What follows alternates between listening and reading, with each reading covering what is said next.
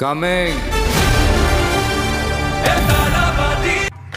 முன்னாடி போங்கடா, நடிகை முன்னாடி போய் சுத்தாதீடா. ஜனநாயகன் படத்தில் ட்ரெய்லர் சமூக வலைதளங்களில் கடும் விமர்சனத்தை எதிர்கொண்டு வருகிறது. என்ன ஜனநாயகன் படத்துக்கு பிளாக் டிக்கெட் கிடையாது, பிளாக்ல விக்காது, டிக்கெட் விக்காது. தூய சக்தி பிளாக்ல விக்காது, டிக்கெட் விக்காது. ஜனநாயகன் வந்து ஒரு ரீமேக் இல்லப்பா, கொஞ்சம் தான் ரீமேக், மீறி புதுசு அப்படின்னு குழப்பத்துல இருக்கிறவங்களுக்கும் நான் சொல்ல விரும்புறது, ஐயா இது தளபதி படம். ஜால்ராக்களையும் மித்து போனவனையும் ஒன்றும் தெரியாது, நம்மளை விட கோமாளியாக இருக்கவனை மட்டும் கூப்பிட்டு புரியுதாங்க சேர்த்துக்கிறது.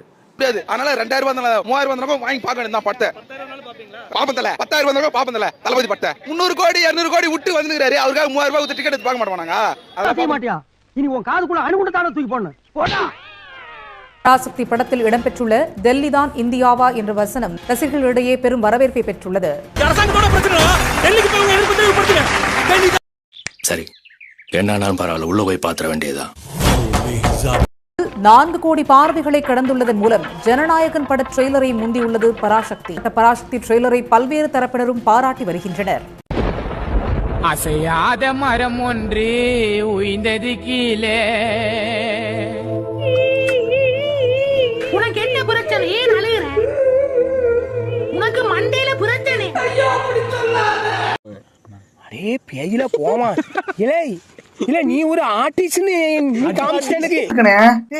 இது பகவான் கேசரியோட செட்டு தானே அது? ஏதோ ஒரு ஃபைட் சீன் வருமாடா அதுல.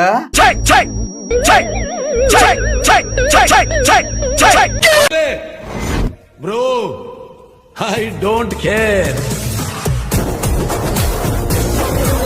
உனக்கெல்லாம் வெக்கமே இல்லையாடா?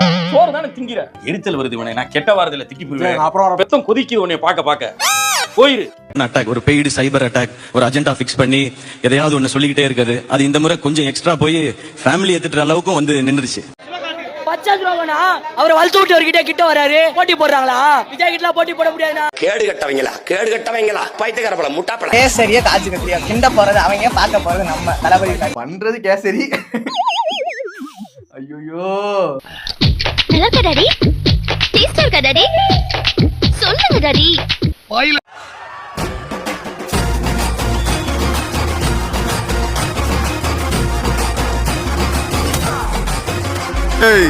நான் ஒருத்தகிட்ட வரணும்னு ஃபிக்ஸ் ஆயிட்டேன்னா அவன் இல்ல, அவனை சுத்தி இருக்கிற செக்யூரிட்டி இல்ல, அவன் தூங்குறப்போ வர்ற கனவு கூட என்னுடைய கண்ட்ரோல்ல கொண்டு வந்துருவேன். பொண்ண பாரு, பொண்ணு தலையில பூவை பாரு, ரேப் ரேப் சிட்டி ரேப். பூவுக்குள்ள தேனை பாரு, தேனுக்குள்ள ஈய பாரு, rap rap rap. Twinkle twinkle little star அவை படம் கிடையாது. ஜனநாயகனோட ஷூட்டிங் ஸ்பாட்ல நான் விஜய் கிட்ட இந்த விஷயத்த கேட்டிருந்தேன். சோ இதுக்கப்புறம் படமே நடிக்க மாட்டீங்களா அப்படின்னு கேட்டதுக்கு, இந்த மூவிக்கு அப்புறம் எலெக்ஷன் வரும், எலெக்ஷனை வச்சுதான் நான் அடுத்த படத்தை பத்தி யோசிக்கணும் அப்படின்ற மாதிரி சொன்னதா மமிதா பைஜு ஒரு இன்டர்வியூல சொல்லியிருந்தாங்க. குஞ்சு, நீ சாதாரண குஞ்சு இல்ல, பப்பமவன மன்மத குஞ்சு, புரியுதா? மல்லிகை குஞ்சு, மணக்குற குஞ்சு, பறக்குற குஞ்சு. விஜய் மட்டும் சீஃப் மினிஸ்டர் வந்து இந்தியாக்கு இருக்கீங்களா? தமிழ்நாட்டுக்கு கேட்டேன் பைத்தியம்.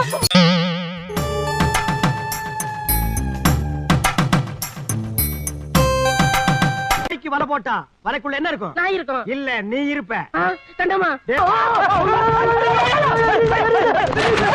சொல்ல மாதிரியா இருக்கணும். விஜயை வச்சு சம்பாதிக்கணும்னு போகிறவன் கூட இருப்பான், இல்லைன்னா ஒன்றும் தெரியாத தற்கொலையாக இருப்பான். அந்த 2 எக்ஸ்ட்ரீம் தான் உள்ளே இருப்பாங்களே தவிர நல்ல மனநிலையில் இருக்கவன் அங்கே இருக்க மாட்டான்.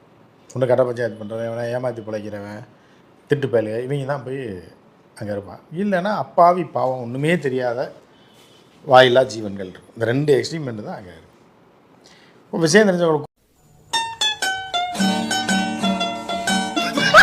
டிவிக்கு மாதிரி ஒரு தற்கொலை கூட்டணி ஒரு இளவும் தெரியாது. நாங்கள் தற்கொலை கூட்டம் அல்ல, தத்துவ கூட்டம். தளபதி தளபதி தளபதி என்று கத்த வந்த கூட்டம் அல்ல, இந்த நாட்டு மக்களின் தல விதியை மாற்ற வந்த கூட்டம். சும்மா லாஜிக்கே இல்லாம தற்குறி ஒண்ணு மட்டும். விஜய் ரசிகர்களை பொறுத்த அளவுக்கு தற்குறிகள்ங்க. அவங்க வந்து என்னன்னா, நீங்க என்னதான் சொன்னாலும் என்னதான் பேசினா அவனுக்கு எதுவுமே தெரிய போறதில்லை. அவன் வந்து கண்ணை கட்டின குதிரை மாதிரி, குதிரை வண்டி குதிரை. எப்படி இருந்தாலும் ஓட்டு கரெக்டாக போட்டுருவாங்களா சார்? அதுலேயும் தப்பு, அதுதான் சரியாக போடுவாங்களான்னு தெரியல. விஜய்க்கு தான் ஓட்டு போடணும்னு போவாங்க, ப்ளக்குக்குள்ளே கையை விட்டுறாமல் இருந்தால் சந்தோஷம், சாக்கடிச்சு எடுத்துருவாங்க. எதில் ஓட்டு போடணும்னு தெரியாமல் எதாவது ப்ளக்குக்குள்ளே கையை போட்டாங்கன்னு வைங்க, தப்பு இருக்கும். அவங்க இன்னும் போட்டு அது ஓட்டா விழுந்து அதில் விஜய் ஜெயிக்கிறது அப்படின்றதெல்லாம் எனக்கு என்னமோ நம்பிக்கை இல்லை. ஆனால் ஓட்டு போட தான் போவாங்க விஜய்க்கு. ஐயா வாங்க, இதான் பாத்ரூம், இதான் எல்லாம். ஆமா, கொலை பண்ணிடுவோம். கடவுள் தானே, கடவுள் தான் திரும்பி ஒரு ஐடியாவே இல்லை. அதை படத்துல வசனமா வச்சுக்க. வினோத் உண்மையிலே பெரிய குசும்புக்காரன். அவன் சதுரங்க வெட்டி எடுத்துறாச்சுல, அங்கங்க இவரை வச்சு இவருக்கே ஆப்படிச்சிருக்காங்க, தெரியாம ஆப்படிச்சுட்டு இருக்கான். கேசரி தான் ப்ரோ. ஆமா, எங்களுக்கே தெரியுது. ஆனா அது கேசரி கிடையாது. தலைவர் நின்னானா அது பிரியாணி ஆகும். கேசரி ஆகுது, பூலாகுது. தளபதி தான் ப்ரோ இத பூலே. ஏண்டா அன்னைக்கு என்ன சொன்ன? நான் உதவாக்கார இவனை காலை கழுவி குடி. நீ இப்ப நான் உதவி செஞ்சா என் காலை கழுவி நீ குடிப்பேடா? நீ கேட்ட ஒவ்வொரு கேள்வி என்ன செருப்பால அடிச்ச மாதிரி இருக்குடா. மாதிரி இல்ல, உண்மையிலே செருப்பால தான் அடிச்சது. வந்திருக்கோம் விஜய் மாமா பார்க்க வந்திருக்கோம். விஜய் மாமா பார்க்க வந்திருக்கோம்.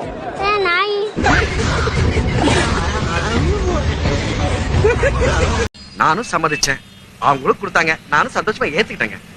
அப்புறம் தான் எனக்கு தெரிஞ்சதுங்க அவங்க என்ன ஏமாத்தி இருக்காங்க.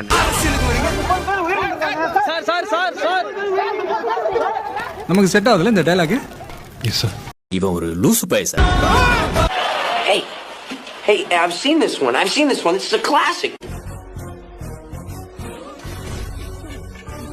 கிரிஞ்சனாலே என்னன்னு தெரியாது அவனுக்கு. கிரிஞ்சுன்னு என்னன்னே தெரியாம கிரிஞ்சு பண்ணிட்டு இருப்பான். அவனை பிடிச்சி ரோஸ்ட் பண்ணீங்க. நானே ரோஸ்ட் பண்ணிக்கிறேன்டா. கீழே விழுந்துட்ட போல ஒரு கூட்டத்துல கீழே விழுந்து நசுங்குனா எப்படி இருக்குன்னு இப்ப தெரியுதா? உன்னை பார்க்க வந்து கீழே விழுந்து தற்கூரிங்க மிதிச்சதுல குடல் வெளியே வந்து செத்து போன குழந்தை சாவுல புளிய மஞ்சள் சாவுல செத்த பேல தூக்கு முடி சாவு இல்ல சொல்றேன் கேளு. இந்த பணமரத்துல இதுக்கு எப்படி வலிச்சிருக்கும் நினைச்சு பாரு. 41 பேர் செத்தப்ப கூட அழுவாத நாயி சினிமாவை விட்டு போகும்போது அழுவுற. அப்போ மக்களை விட சினிமா தான் உனக்கு முக்கியம் இல்ல?